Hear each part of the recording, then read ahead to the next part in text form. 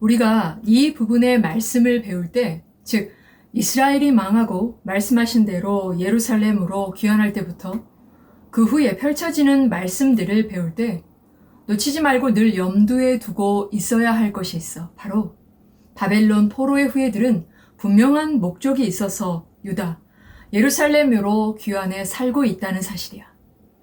그냥 유다 예루살렘에 가서 다른 민족들처럼 각자 잘 먹고 잘 살라고 귀환해서 살고 있는 것이 아니라는 말이야.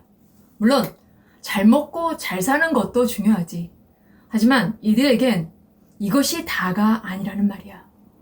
이들에겐, 이들의 후손들에게는 최우선으로 해야 할 일이 있다는 거야. 이를 염두에 두고 이 부분의 말씀을 공부해야 해. 이번 시간에는 느헤미야와 에스라는 어떻게 동역했는가에 대해 공부할 거야.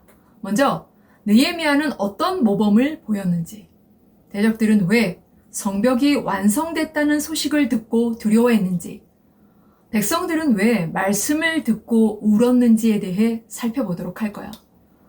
느헤미야는 아닥사스다 왕 20년에 유다 총독으로 부임을 받은 후부터 아닥사스다 왕 32년까지 12년 동안 총독으로 있었어.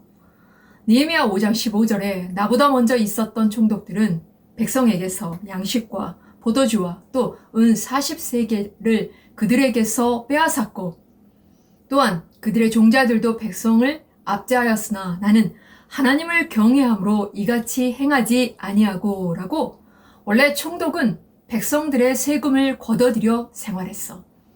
총독뿐 아니라 그의 수하에 있던 사람들도 백성들을 착취하곤 했어. 그러나 느헤미야는 나는 하나님을 경외함으로 이같이 행하지 아니하고 라고 백성들을 배려했기 때문에, 하나님을 두려워했기 때문에 백성들에게 세금을 걷어들이지 않았어.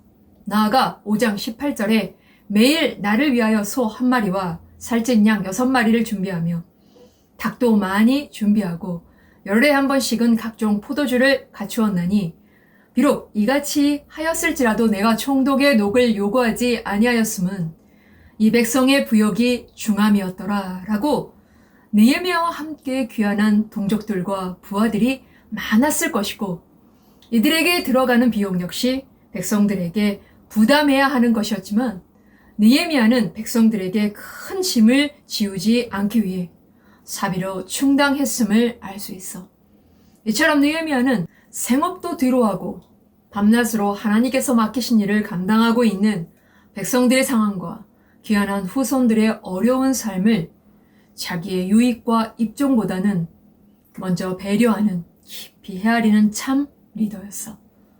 성벽은 거의 완성되어 갔어. 이제 성문만 달면 되는 마무리 단계였는데 느헤미야 6장 2절 산발락과 게셈이 내게 사람을 보내어 이르기를 오라 우리가 오너 평지 한 촌에서 서로 만나자 하니 실상은 나를 해하고자 함이었더라 라고.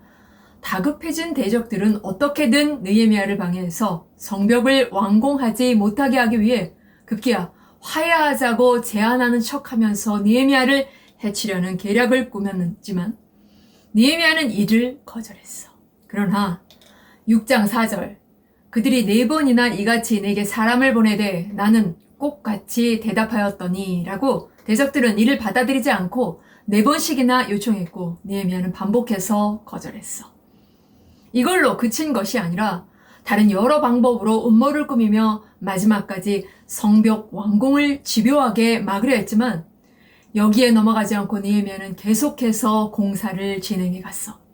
6장 15절에 성벽 역사가 52일 만인 엘루럴 25일에 끝남에 라고. 느헤미야는 대적들의 끊임없는 방해에도 불구하고 백성들에게 각자의 은사대로 직작을 맡기고 세우고 격려하고 친히 모범을 보이며 이들을 끝까지 잘 이끌었어. 결국 느헤미야와 백성들의 끈질긴 노력으로 높이 2에서 3m, 넓이 2.5에서 3km 되는 거대한 성벽을 52일 만에 기적적으로 완성했어. 주전 445년 8월 11일에 시작해서 10월 27일에 완성시킨 거야. 140년 동안 누구도 해내지 못했던, 불가능하다고 여겼던 성벽 재건 공사를 시작한 시 단 52일 만에 끝낸 거야. 시작부터 끝날 때까지 방해했던 주변 민족들은 이 소식을 듣곤 6장 16절에 우리의 모든 대적과 주위에 있는 이방 족속들이 이를 듣고 다 두려워하여 크게 낙담하였으니 그들이 우리 하나님께서 이 역사를 이루신 것을 알미니라 라고 하나님을 두려워했어. 왜냐하면 이들도 이 일은 사람이 한 것이 아니라 하나님이 하신 일임을 알았기 때문이야. 드디어 성전도 성벽도 완성되었어. 140년 만에 마침내 예루살렘 도성은 적들의 침략을 막고 살 수 있는, 안전하게 살 수 있는 모습을 갖추게 되었어. 이들은 모든 것을 재정비하고 평화롭게 정착하며 마무리했어. 이제 예루살렘 성과 성전을 잘 보호하고 유지하면 되는 것이었어. 느헤미야는 에스라와 함께 종교개혁을 주도했어. 에스라는 영적 개혁을 담당했고 느헤미야는 물리적 개혁을 담당하며 백성들을 함께 이끌었어. 말씀을 열망하던 백성들은 학사 에스라에게 율법책을 읽어달라고 요청했고 이에 느헤미야서 8장 2절에 일곱째 달 초하루에 제사장 에스라가 율법책을 가지고 회중 앞 곧 남자나 여자나 알아들을 만한 모든 사람 앞에 이르러라고 남자나 여자나 알아들을 만한 모든 사람들이 한자리에 모인 거야. 에스라는 새벽부터 정오까지 말씀을 낭독했고 모든 백성들은 한 말씀 한 말씀을 주의 깊게 들었어. 자세히 살펴보면 8장 4절에 그때 학사 에스라가 특별히 지은 나무 강단에 서고 그의 곁 오른쪽에 선자는 마띠디아와 스마와 아나야와 우리야와 힐기야와 마아세야요 그의 왼쪽에 선자는 부다야와 미사엘과 말기야와 하숨과 하스바다 나와 스가랴와 무슬람이라 라고 많은 사람들 앞에서 낭독했기 때문에 단을 설치했고 그 중앙에 에스라가 섰어. 그리고 에스라 오른쪽으로 6명, 에스라 왼쪽으로 7명 이렇게 에스라를 중심으로 13명의 사람들이 단위에 선 거야.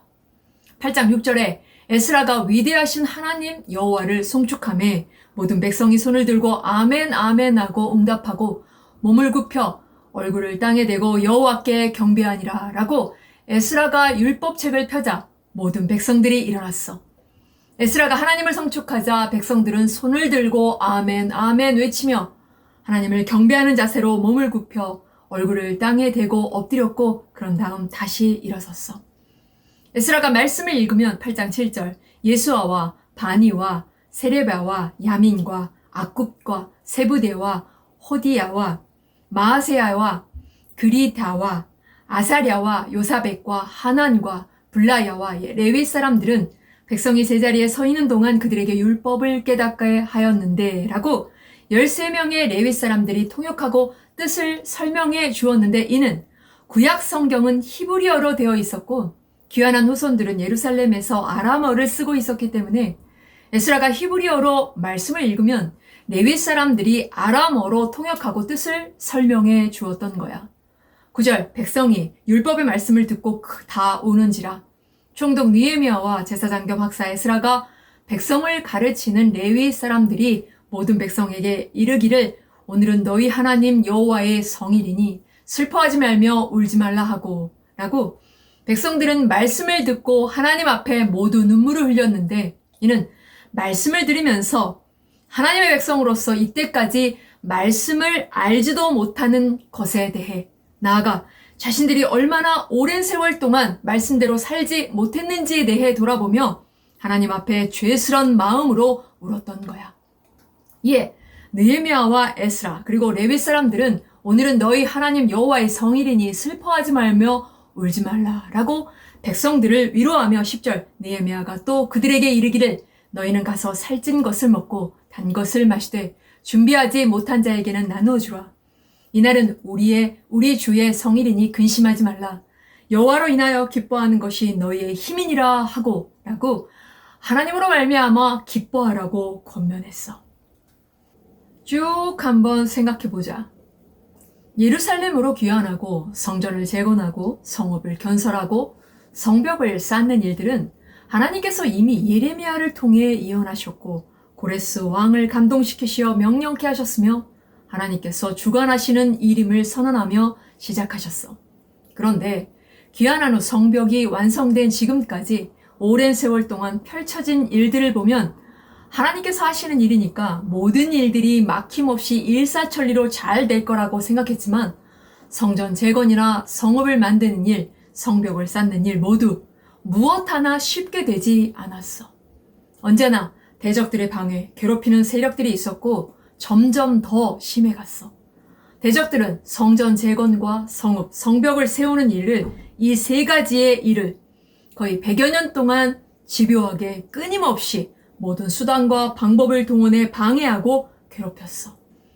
하지만 하나님의 감동을 받고 자기의 모든 것을 뒤로하고 자기의 삶의 터전을 떠나 오직 하나님의 말씀이 이루어지기를 소망하는 자들과 그리고 비록 점점 세월이 지나면서 무기력하게 살고 있던 이들의 후손들은 이에 굴하지 않고 다시금 각성하고 사명에 집중하여 마땅히 해야 할 일을 하나님께서 맡기신 일들을 주신 사명을 감당해 나아갔고 결국 하나님께서 예레미야를 통해 다음과 같이 말씀하신 예레미야 16장 15절에 이스라엘 자손은 북방 땅과 그 쫓겨났던 모든 나라에서 인도하여 내신 여호와께서 살아계심을 두고 맹세하리라.